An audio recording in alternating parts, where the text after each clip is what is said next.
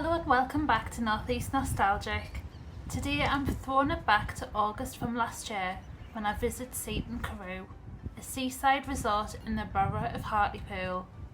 Being from Sunderland, I love being at the coast and discovering new beaches that have remnants of the old British seaside. When I first arrived at Seaton Carew, I thought it reminded me of a sleepy version of Whitley Bay, with it originally being a fishing village before expanding into a seaside holiday resort in the 18th and 19th century for wealthy quaker families from Darlington. I was all dressed in my 1940s style as I'd heard there was a vintage tea room here, so let's have an explore before it opens. Just a short walk along the promenade is this really charming Art Deco bus station that looks like it should be in sunny Los Angeles, not the northeast of England. This distinctive bus station and clock tower is situated on the front and was built in 1938, designed by Thomas Mowbray for the heyday of British seaside holidays. The clock tower has staircases up to a landing to see the views of Seaton Carew. I can imagine back in the day this might have been a popular meeting place for day trippers before getting the coach home. During the 1930s, two more shelters were also built for the use of seaside visitors, named North and South. The South shelter was further along the coast opposite the Green, whilst the South shelter was situated behind the bus station. Each shelter had toilets and a lifeguard inside, but were demolished at the end of the 20th century because of their crumbling condition. The curved shelters on the bus station here are notable for being amongst the first structures to be built from reinforced concrete.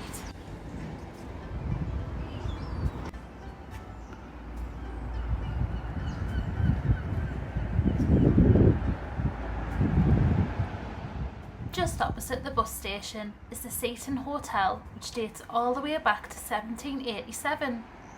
Originally called the Ship Inn, the inn was well frequented by people for the bathing season, for the delightful views of the Tees Bay and Cleveland coast.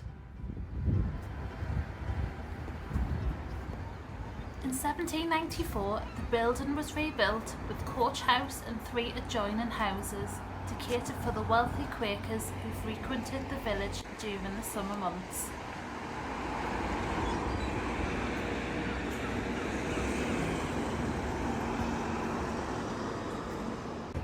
Walking past the ice cream and sweet shops on the street really contrasted with the original properties that were the start of the seaside resort. I find it really interesting to think about whilst the appearances of the places we go have changed over time, the way we enjoy our free time and holidays is relatively the same. We see another hotel, the Marine Hotel, on our left. It was built in 1900 following the original 7 Stars Inn on the site being demolished.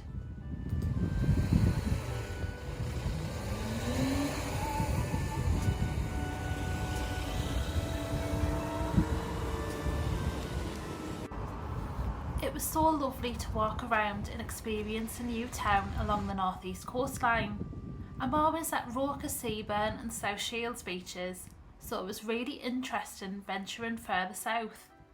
I'd love to know your recommendations for other places to go in the northeast, as I'm a bit of a creature comfort.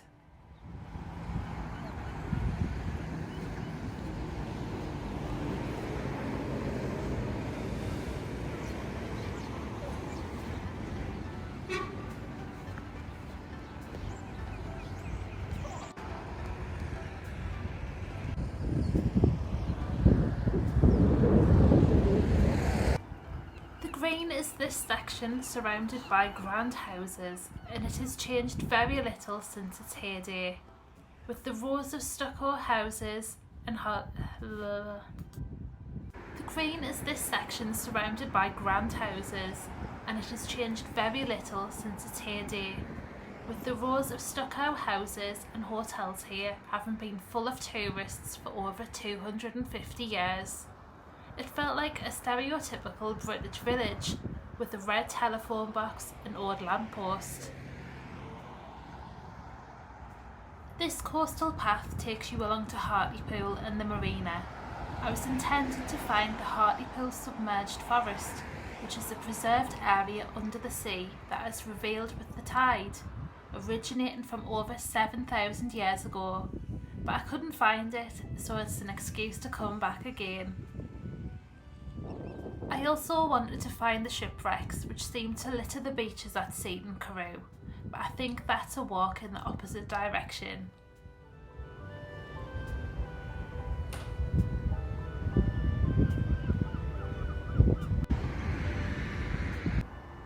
The first regular coach service between Darlington and Seaton began in 1783.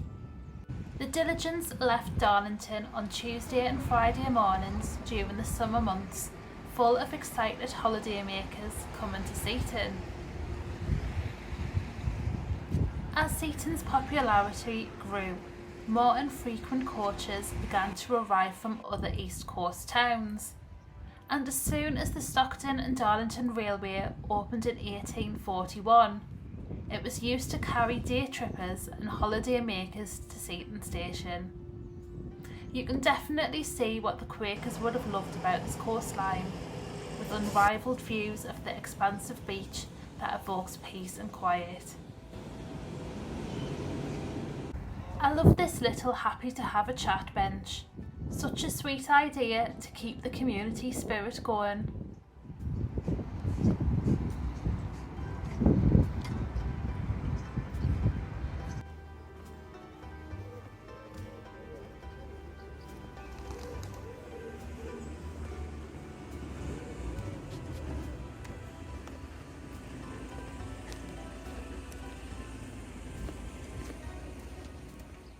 And after all of that exploring, it was time to go for a cup of tea in Gladys's tea room. It is the most wonderful snapshot into time inside, with an old fireplace and old photographs, with tea served in china teacups and saucers. I visited just before the tea room changed owners, so I definitely need to go back. It was such a homey place with really good prices, so definitely want to visit if you're in the area. Thank you so much for watching this video, and please like and subscribe if you'd like to see more from me, and I'll see you soon. Also, you today with things. Yeah. And then